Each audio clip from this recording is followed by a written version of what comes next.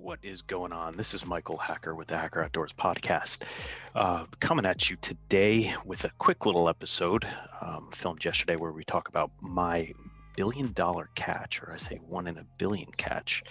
Joe gives us a little update about what he did today at Dick's and spending $100, how far that goes. And we go over Michael's game plan for some brown trout fishing today. So hopefully you enjoy a little bit all over the place. We hope you enjoy. And without further ado, all right. Welcome everyone. Brian, welcome. Joe, welcome. Everyone at home, we thank you for joining us. We have started our conversation, so if you see us laughing a little bit and smiling, we quick hit record here to make sure that we had this on here. So was down in Sandy Hook today and was doing a little fishing and sightseeing. It was a beautiful day. I think once we got a little bit further north here in Jersey, it was 76 degrees, which is just unbelievable. The ocean side was a little chilly. My Arc'teryx MX was a little too light. I needed to crack out the shell on top of that. But on the base side, it was absolutely perfect. So we could walk for miles and miles. It kind of looked like Cape Cod. I sent a picture to our mom and she's like, are you in the Cape? I said, no, that's Sandy Hook, Ma. It was like, it's just incredibly low tide for some reason. Like you could see the pylons and we walked for like a mile and a half, 2 miles on this, these sand dunes. It was awesome. But didn't catch anything except I did catch a dead fish, which was incredibly strange. So, I got the wife out there fishing a little bit. We were changing it up. We weren't having any hits, and she casts out, and right where the waves were crashing onto the beach, she had something chase it in. So she's like, oh my God, like I couldn't see what it was. It was like really sunny and kind of annoying to see things under the surface there. And it was a little murky. So she casts it back out, reels it back in, nothing chases it. So I said, okay. She's like, here you go, I'm done. Like, Michael, you take over. Hands me the rod and reel and I toss it out there. So I'm reeling it in and I'm reeling it in, I'm reeling it in. I'm kind of jerking a little bit. I swim bait on there. And all of a sudden, like right in the same spot that we saw that fish chase it in, I go like this and I feel a little tension on the line. I'm like, what the hell? And I'm like, oh my God, it's a bluefish on the line here. And I reel it in and things not fighting at all. And it gets close enough and I realize that the fish is a dead, rotting bluefish that had been floating in the ocean that I somehow snagged in the mouth. Now, Donna will attest to this. This is exactly what happened. She looks at it and she goes, is that in his mouth? And is that dead? I said, yeah, like completely dead, missing eyeballs and everything like that. We were so flabbergasted, we didn't take video to prove that I actually had it on the line. Although I did take a picture of it when it was on the ground after I unhooked it. So I did 1 in a million shot today, caught a dead fish in the mouth. I think it's higher to catch one in the mouth. Higher odds. Oh, a million percent. I think yes. you can go the whole lifetime and not ever hear that. I mean, I know guys who fish so much, and I've never heard of somebody hooking a dead fish in the mouth. I was like, I'm done. I could see if you like snag it like somewhere in his rotting corpse, but somehow you had a ghost fish, kind of like Bill Cosby's ghost had. Yeah, it completely snagged. I mean, it was incredibly bizarre.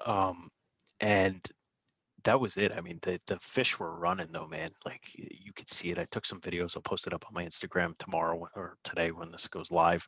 And the seabirds were going nuts. I mean, they were running out there. Like if I had a boat today, I'd just be chasing. There wasn't a single boat on the water, man. Like for at least during the run, not that they were fishing. They were like a pleasure boater was out there, and that was it. So yeah, that was my day today, man. Mind blown. Yeah. It's more impressive than catching a 32, 40-inch striped bass. That to me is pretty damn impressive. Yeah.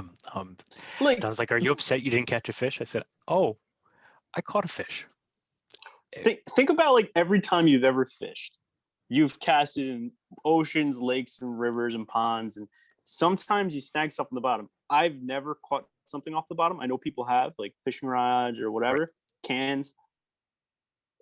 on a very rare occasion. Now try to make it even more complicated and catch a dead fish. I caught a 65-year-old bud can. Did you? Sick. Did you keep it? I think Brennan has it.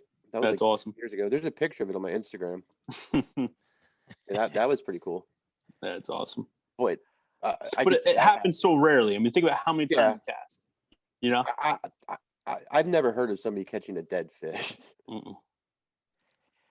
Yeah, I mean, if I had my full tackle box and I had some lines, now in Jersey we have that inline circle hook rule for striped bass. I probably would have chopped them up and tossed them back out there, but he might have been too dead, to be honest. I sent you the picture. You would catch crabs. You would catch some crabs on which it, is fine. I don't know. Hey, it counts. It's something. I mean, that's impressive. Very impressive.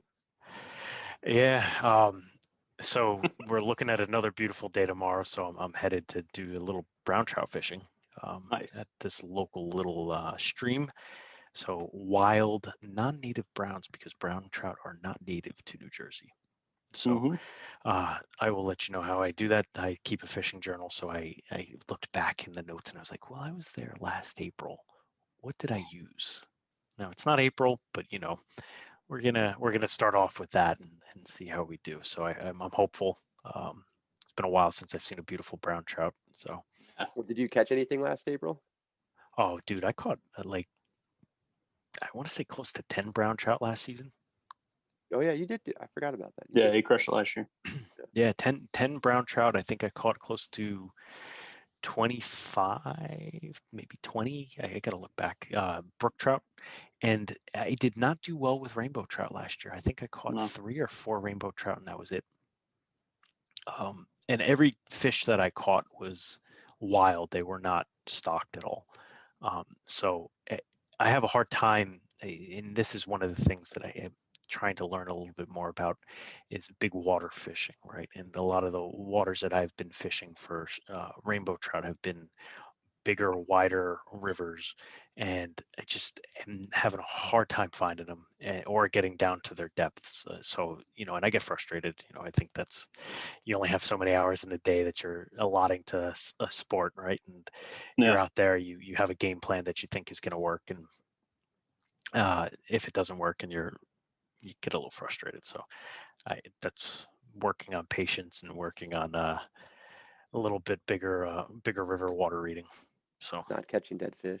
Not catching dead fish. Yeah. My mind's completely blown. I could. When you said, I still don't believe it. I mean, I trust you, so I'm saying you did, but my mind can't process what you're telling me. When we talk tomorrow, when we call each other, I'll put Donna on the phone so Donna can tell you. I mean, I believe you. But my head just can't wrap around it, I guess. I thought you was recording, and I look over and I'm like, after I get taken off, I was like, oh shit, you didn't even start recording. She's just like flabbergasted. She's standing there. She's like, what the hell just happened? I mean, I don't have words. Like Brian said, I have casted well over 8 million times in my life. I don't think I've ever seen it. I've seen people catch birds, like go to cast and a bird flies, but it's like, get the bird. But that almost happened today too.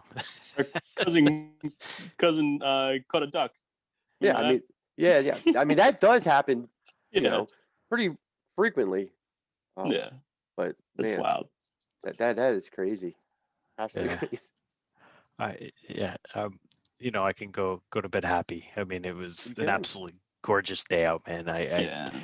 And we were talking about in Tuesday's show about how carry in, carry out doesn't work, and I sent the picture to Joe on that too. Like people just throwing garbage, and if you've been to Parking Lot C at Sandy Hook and you've gone to the bathroom there, you know that doesn't matter the time of year, there's garbage everywhere. And someone broke that door to the bathroom because they have the main bathroom shut, so it's just the unisex bathroom.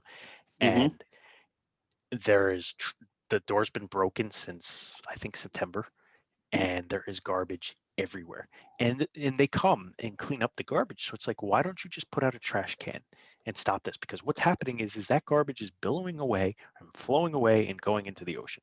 So might as well just have a trash can if you're coming to clean up after it anyway. Because I think this whole experiment has failed. Carrying. That's what I don't understand. Like, what's the big deal of having a trash can?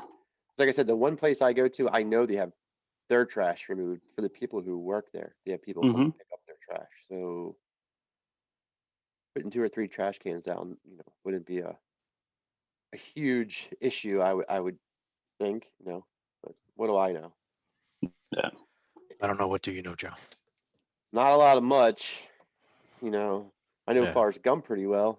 I've watched that movie like 10 million times. But besides that, not much of anything. Well, that's a good one. There's nothing wrong with that. I think I've watched it once. You only watched Forrest Gump once? I don't know, man. How? I keep going down that man is the voice of a generation. He pretty much invented everything that happened from Jailhouse Rock, like the Elvis's dance. I mean, on through to the Apple computers. He had a hand in every part of every. I saw it and I said, okay, I enjoyed it.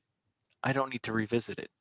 I quoted but today, like if you've ever been to Sandy Hook, there's the officers' quarters or the officers' houses, officers' row, right along the bayside, right?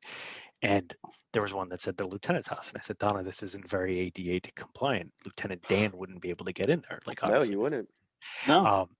But once again, like that stuff didn't exist back then. But I do talk about Forrest Gump from time to time.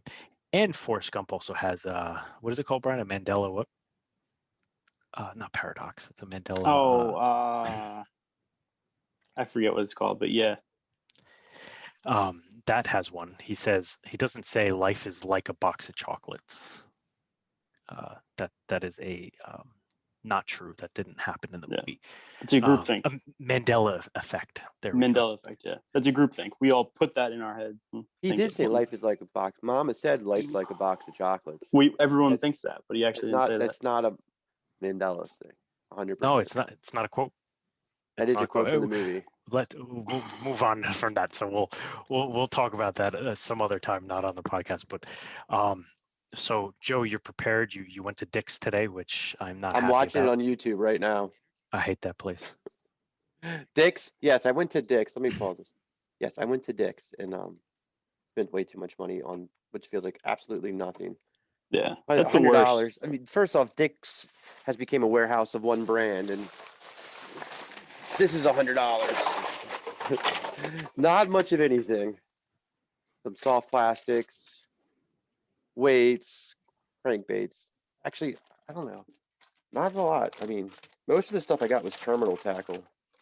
I did get a couple of hard baits, only 2 hard baits. But well, the hard baits add up, man. That's like, well, depending upon what you got, right? Well, I think my terminals. I mean, this is all the plastics I got. So I guess it kind of adds up. That actually, there's another pack there. How many packs would you say you got? Let's see. We'll cut real quick. 1, 2, 3, 4, 5, 6, 7, 8. 8 packs of hard baits. And then I got some treble hooks. I had to replace some treble hooks. Is that VMC? I see that. Yeah. Yeah, this is their hybrid. Their hybrid treble hook. Yeah, that's beauty. Nice. Yeah, I had to replace some treble hooks.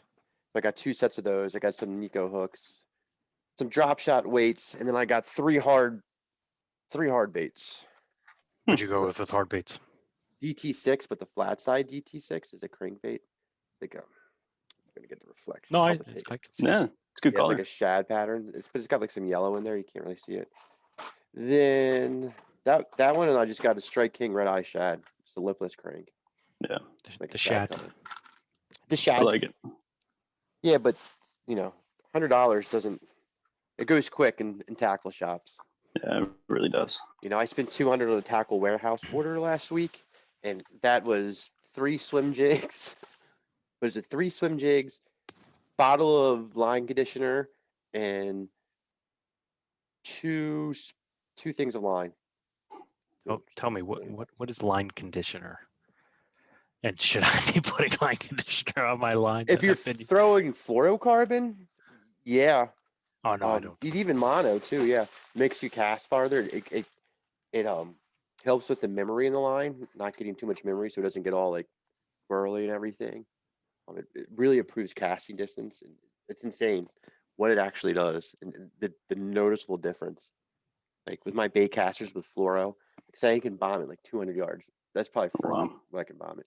But then you spray the line conditioner on, you're easily getting 20 to 30 extra yards. Easily. So back in high school, could you say you could cast clear over that mountain? I probably can still, cast clear over that mountain.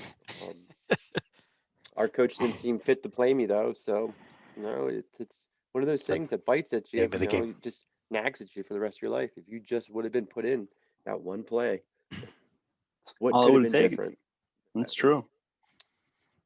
But coach didn't see fit, so Well, so let's we try and wrap it up because I only have a minute here. So Joe, you have a ton of tackle that you purchased. You're ready to go for on Saturday. Are you going to be spending some time tomorrow setting up your stuff? So I'm probably going to go to Susquehanna Tackle tomorrow to get more stuff. Madman. So for those of you who are tackle unaware, warehouse order, I could hold the tackle warehouse order like this in my hands.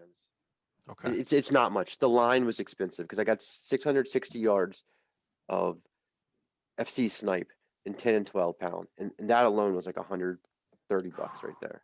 Yeah.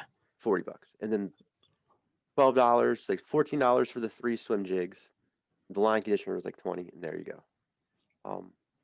Susquehanna Tackle is about an hour and 15 minutes from my house. But they have the selection I need. Man. Yeah. Dick's doesn't carry. They carry very few brands. I'm gonna call them out here. They owe me part of my order from last year. They didn't take care of that. No, they didn't. You need to take care of it while you're down there. You can be my proxy. Send them some mozzarella. Oh, Susquehanna Tackle, you mean? Yeah. Susquehanna. I thought you were talking about Dick's. No. Some mozzarella. I try not to go to Dick's, man. I like to support the local places, but me too. And Dick's kind of drives me insane with some of the stuff that they're trying to pull. But me too. But Dick's is literally, the next closest shop is convenient. An hour and 10 minutes away. So sometimes like the Amazons, right? Like the Amazons. Seeing a bunch of the stuff on the Amazons when it's not in stock anywhere, and you're like, man, do I really want to pay 40% more for this? You're like, a lot of times the stuff you get on Amazon is knockoff too. Like I bought some fishing stuff on there, and it's like, this is not the same. Like is a certain brand I bought off there once that I always use, this color worm, this style worm from this brand, and I bought it on there one time, and it was in the right packaging, but it was just different. It was kind of like Walmart. When you buy baits at Walmart down here, like they're like the ones, Walmart, like, so if like Yum sells Walmart baits, the Yum baits you usually buy will have like oil and like scent on them and stuff like that. But the Walmart ones, when you get them, are bone dry. They don't put that in there, and that's how they get them cheaper. Yeah, well, so they have specific deals. So when you sell to Walmart, you have a representative that basically lives down in Bentonville that negotiates all this, and they say, Walmart's like, look, we're going to get you in all our stores across the country and potentially across the world. Like, we need you to bring down the price. So the company that's doing whatever the manufacturing is, let's say the swim baits, they'll say, okay, so we need to cut the cost by 60% because we're cutting the cost to them by 50%, and we need to continue with our 10% margin or whatever the hell. And I can tell you this, I know this for sure because I bought line conditioner there once. It was like on sale, supposedly. Yeah. And there was a name brand that I always use, and it wasn't the same as the other. Like clearly different. Yeah, that's nuts. That's why I don't buy stuff from there anymore like that. So beware if you're buying baits there. There is a difference between, say they carry missile baits. There's a difference between the missile baits you buy there or the missile baits you would buy at a tackle shop. Clear difference. Missile bait's not in there, but you know what I'm saying. Like if it's a Yakamoto or Zoom, clear difference. 100%. I think that's a good place to leave it, and that's good, 411 there for anyone who's looking to buy stuff. Definitely do check it if you're buying it online, and we'll call third-party purchases right through Amazon. A lot of them are third-party. I'm sure if Amazon's selling it directly and you can tell who the seller is, on there, that they wouldn't do that. But some third parties might be pulling things like that, and things at Walmart. Just know that the quality there is a difference there, just like anything else if it's a in-house brand or anything like that. So keep that in mind, Joe. Thank you for that. Brian, you have anything to wrap up on? Nothing today, boys. I love it. Joe, give us a notes from the field. And yeah, tomorrow we can do that. Yeah, while you're setting up, we'd love to take a 100%. look. And solid. 100%. All right, guys. All right, boys, later, brothers. Always a pleasure. Adios. Everyone, I gotta thank go you for do my listening. swimming laps.